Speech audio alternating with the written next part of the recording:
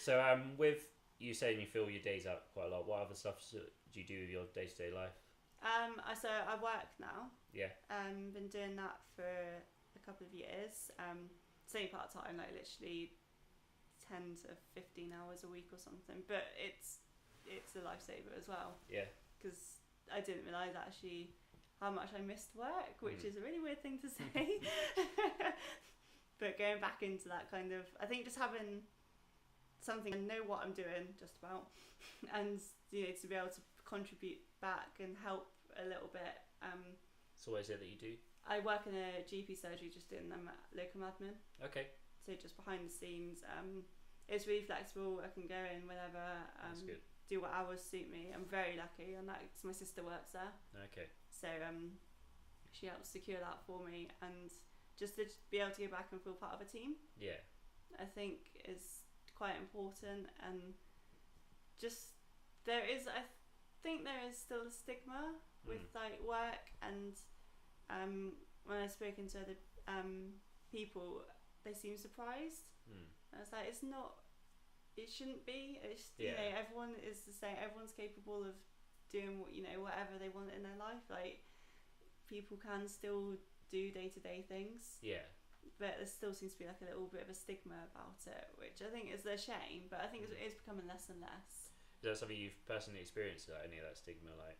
Yeah, a lot of people have been surprised. Like when they ask like what you do, and the first thing, I don't know what they expect you to say, but when as soon as you say you can't do this because you've got to go to work, and they're like, oh, you work? It's like, yes.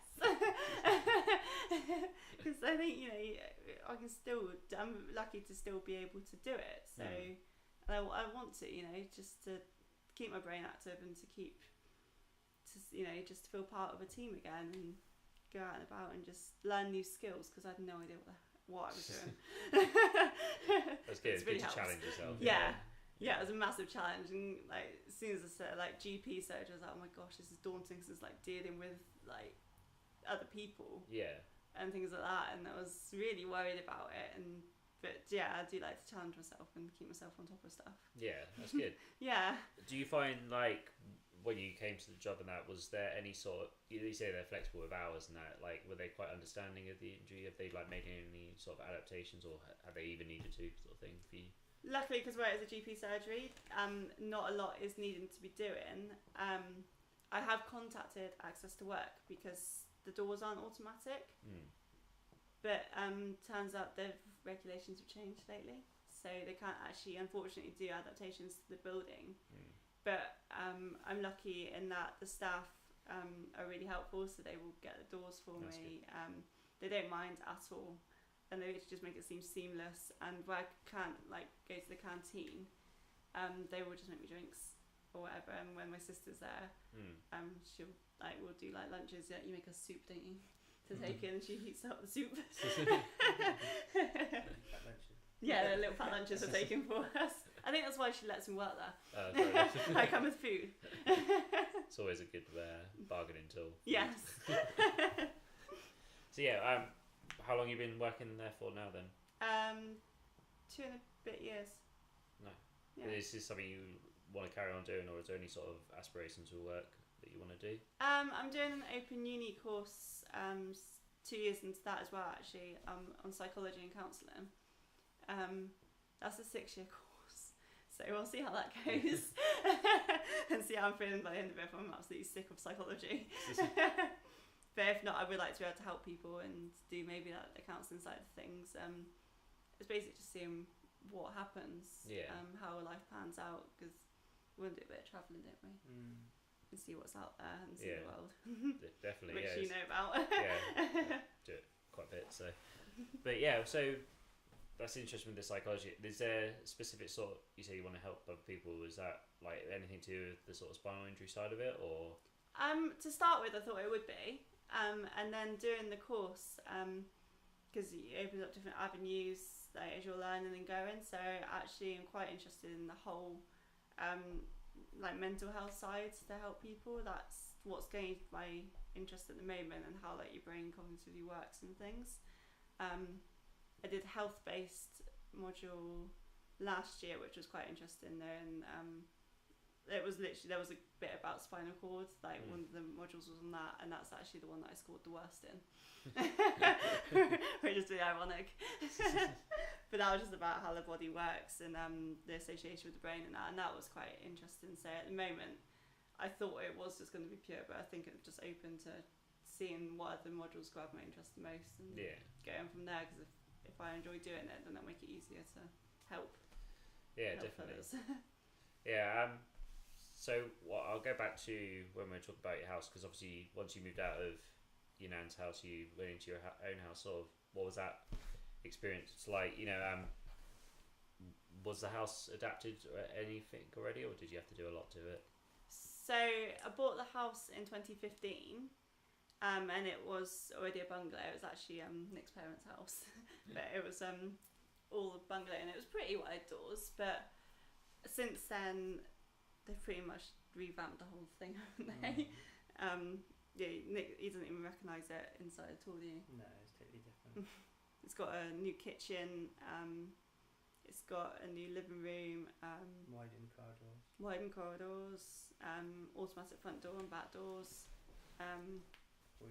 Hoists. It's got a little gym area. Oh, nice. So, yeah. Very proof. It's pretty cool.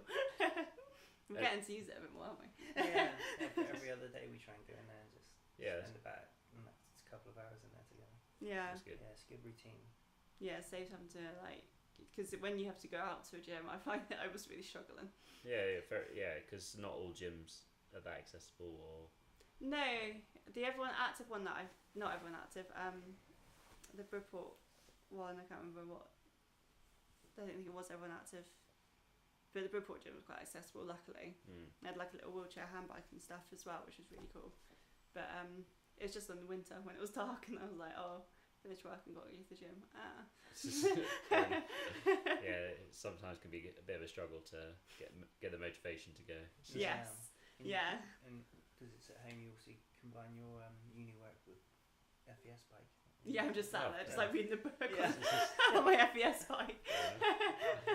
Like sweating buckets. But. I personally wouldn't be able to do that. Concentrate on reading, so I can do that. So it's kudos to you. I don't think a lot goes in. So obviously you went from a small one room to a house with fully kitted out. What was that sort of? How did that sort of change your life? Ridiculously dramatically. It was it was just so weird to be able to access everything, have a shower. Yeah. I mean, it's just been so long, and not struggle to move around like thin corridors and doors. Yes, working the paint off mum's doors. And being able to get in the kitchen. So much more independent when you're straight away. Yeah, because you obviously knew me before and after moving out, and you moved into it together. Yeah, I was the one lifting you in and out the bath. Yes, yeah. It was strange to the first time you said to me, right, I'm going to go off and have a shower. I'm like, okay, well, oh. yeah, brilliant, wasn't it? Yeah, it was great. Yeah, it was really nice. Yeah, just so eye-opening.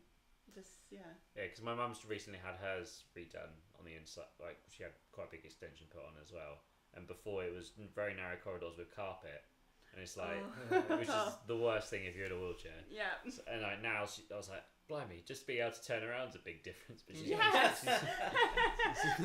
rather than going backwards everywhere, just because you get stuck in a place, you're right, I've got to go backwards all the way in. Yeah. And on carpet it's tough too. End up crashing into things.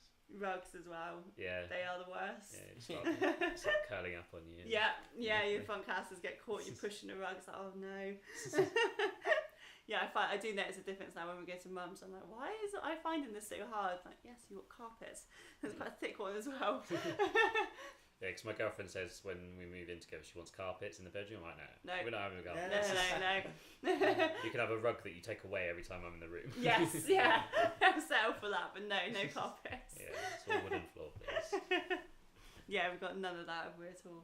Oh, upstairs. Well, we've got a little dormer upstairs, and that's got carpet, but yeah, just the rest of it's free and easy. Can you not get up there? You're not got any way of getting up there yourself? Got a lift so I can get up and down, but at the minute it's literally just like a little attic dormer space for Christmas decorations. Fair enough. And to store a massive collection of Beanie Babies. Yep. Quite a few Beanie Babies. Very 90s of you. Yeah, of course. Yeah, not the new ones. Not the ones with they the big are eyes. 90s, aren't they? Yeah, I don't like the ones with the big eyes. Yeah, They're scary. Before the eyes changed. Yeah. So, so obviously you said you're both living together now, like...